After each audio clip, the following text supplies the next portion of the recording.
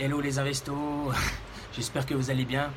Donc là je suis en direct de Malaga, donc fin de mastermind avec mon pote Alex. Donc du coup les vacances se terminent, on est la dernière journée.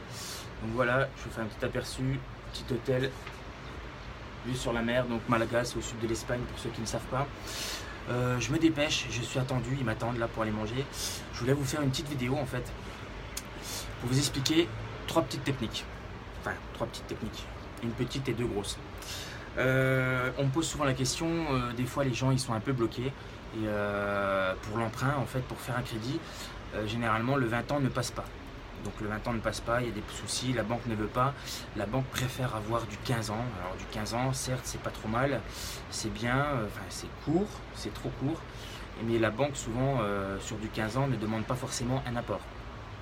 Donc en fait la petite subtilité que moi j'ai utilisée, c'est que j'ai fait des crédits de 15 ans, voire 12, et du coup par la suite, donc avec même un apport qui n'était pas forcément obligatoire, mais du coup vous pouvez emprunter sur 15 ans, voilà, peu importe sans ou avec apport, et du coup vous pouvez au bout du deuxième anniversaire de votre crédit, diminuer de 30% la mensualité. Ce qui vous fait grosso modo arriver sur du 18-19 ans, vous léchez quasiment le 20 ans, quoi. Donc du coup, voilà, petite technique à savoir. C'est bien à la connaître, peu ne le savent et se concentrent en fait sur les offres de prêt qu'ils reçoivent. Donc du coup, il n'y a rien de méchant. Acceptez. Lisez bien vos offres de prêt parce que toutes les banques ne le pratiquent pas. Donc du coup, acceptez. Si vous avez un 15 ans sans apport, signez-le, acceptez-le.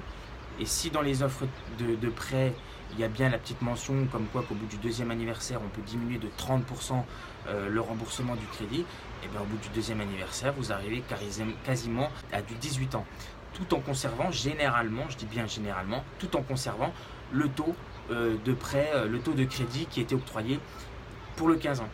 Donc c'est énormissime, c'est super, j'ai fait passer des crédits comme ça. Donc des crédits qui étaient au court terme, pour ma part, bon, des crédits qui étaient sur 10 ans, 12 ans, 13 ans. Donc du coup j'ai pu rechoper un petit peu de durée, tout en conservant mon même taux d'intérêt et en remboursant 30% de mensualité. Donc du coup ça a augmenté mon cash flow naturellement.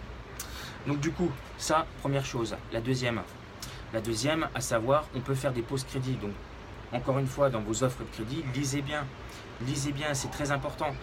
Vous pouvez faire une petite pause crédit. Ça veut dire la pause crédit, c'est un mois de pause, généralement acceptée par les banques, autorisée une fois par an. Donc la pause crédit, ça veut dire que sur un mois, sur une année de 12 mois, eh ben, on gagne un mois de remboursement crédit. Bien sûr, évidemment, il faudra toujours rembourser. Donc on décale la chose. Donc ça vous refait de la durée en plus, mais si vous avez besoin de trésorerie, si vous avez besoin de constituer de la trésorerie, ou si vous êtes confronté à un problème, des travaux inattendus, une vacance locative, pourquoi pas, un impayé, voilà, on peut compenser en fait une petite pause crédit une fois par an. C'est toléré par la banque, à savoir que ça vous met quand même une petite épine dans le pied. Le banquier il n'aime pas trop. Quand on est obligé, on le fait. Bon, ça lui fait des intérêts supplémentaires et tout ça. Renseignez-vous bien par rapport à votre banque si ça vous tire une balle dans le pied ou pas. Si ça vous fait un point négatif dans le dossier. Ça, il faut bien savoir la politique de gestion de votre banque pour ne pas que ça vous pénalise par la suite. Deuxième technique, on passe à la troisième qui est archi, ultra puissante de malade. C'est ce que je préconise souvent pour avancer encore plus vite. Demander le différé. Le différé, c'est quoi? C'est que c'est une période où vous remboursez. Alors il y a le différé total et le différé partiel. Ça veut dire que pendant une période donnée, donc moi généralement je demande du 24 mois. Pendant 24 mois, vous pouvez vous ne remboursez pas de capital ni d'intérêt. Moi je suis plutôt du différé partiel. Ça veut dire que pendant 24 mois, je rembourse uniquement les intérêts de mon crédit. Voilà. Et au bout de 24 mois, je passe à l'amortissement, c'est que je commence à rembourser du capital. Pourquoi c'est puissant? Parce que vous allez vous constituer ce fameux matelas de sécurité pour assurer tout le monde, qui est notamment déjà le banquier en premier, et vous également. Vous, il faut vous rassurer vous. Ça veut dire que quand on achète des biens immobiliers, il vous faut la caisse, la trésorerie qui va derrière pour affronter les difficultés, les impayés, les vacances locatives et tout le reste. Moi, je l'utilise un petit peu pour autre chose. Donc du coup, ça peut servir aussi de trésorerie, de capacité financière pour enchaîner les investissements. C'est-à-dire que on peut prendre cette trésorerie-là qui a été constituée à crédit, naturellement. Admettons, on prend un immeuble, aller au pif, 300 000 euros, on a un petit 10% dessus, enfin grosso modo 2700 euros de loyer. C'est un exemple. 2700 euros de loyer, on a un crédit, on a un différé de 24 mois. Alors généralement, pour le justifier, il faut faire des devis travaux. Faites des devis. Sur un immeuble à 300 000, on a toujours quelque chose à changer, on a toujours quelque chose à remplacer. Faites des devis par les artisans. Les chaudières, peut-être que les chaudières seront à changer d'ici 1 an ou 2. Faites des devis chaudières. Faites un devis ravalement de façade. Un devis court en macadam, quelque chose comme ça. Généralement, c'est rarement que ça soit fait. Faites un devis comme ça. Du coup, vous octroyez une enveloppe travaux, peu importe si vous la débloquez ou pas. Mais vous avez justifié votre différé. Le différé 24 mois, remboursement partiel, donc uniquement des intérêts, et le reste des crédits. Donc admettons sur 2700 et quelques euros, vous avez un petit peu de charge, vous avez un petit peu d'assurance PNO, vous avez ces fameux intérêts-là. Grosso modo, il vous reste 2500 euros. C'est un exemple que j'ai pris, hein, c'est à vous de calculer et tout.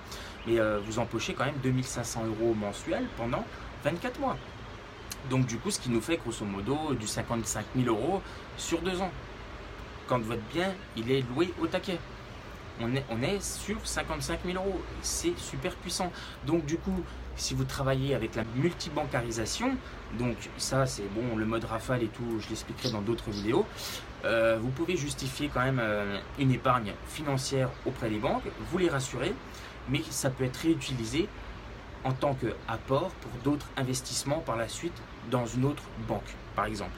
Parce qu'il faut notamment diversifier son encours. Vous avez ce fameux matelas de sécurité là, à savoir pour investir 10% d'apport. Généralement, c'est ce qui est demandé par les banques. Ceux qui font du financement sans 10%, ça va une fois, ça va deux fois.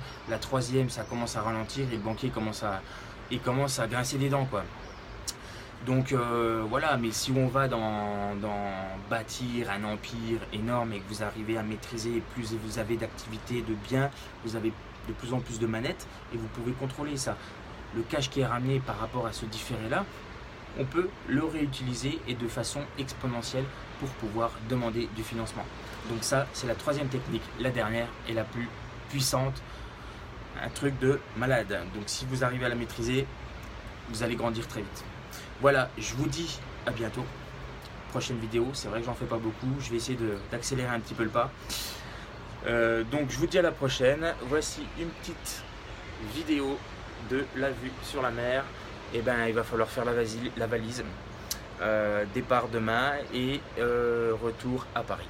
Voilà, je vous dis à bientôt. Vous pouvez me contacter sur Facebook, sur Messenger, j'essaierai de vous répondre. C'est vrai que j'ai beaucoup de demandes, donc je fais ce que je peux. Excusez-moi si je peux pas répondre à tout le monde. Donc voilà, je vous dis à bientôt. Ciao, bye les investos.